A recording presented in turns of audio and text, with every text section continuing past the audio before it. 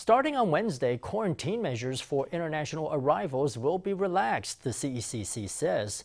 The current 7 days of quarantine will be reduced to just 3 days, followed by 4 days of self-health management. Doctors are divided.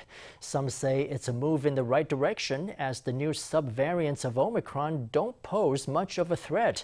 But others say relaxing quarantine measures will result in exhausting the nation's medical resources as there'll be more travelers falling ill from COVID and infecting the locals. The CECC announced that starting June 15th, the current policy of 7 days of quarantine and 7 days of self-health management will be eased to become 3 days of quarantine and 4 days of self-health management. The announcement shows that Taiwan is trying to keep pace with the rest of the world by gradually opening up its borders.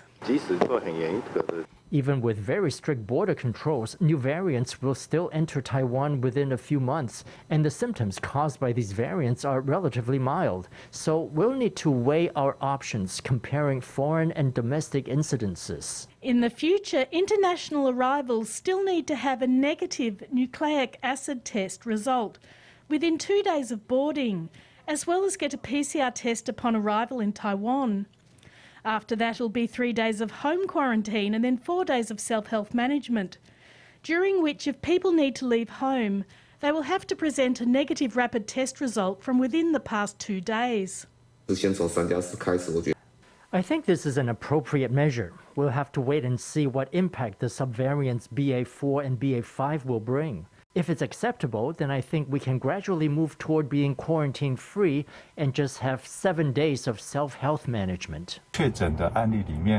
If we don't resolve the problem of unreported confirmed cases, easing restrictions will be risky. The first concern is whether international arrivals will become ill in Taiwan, which will further tap into Taiwan's medical resources.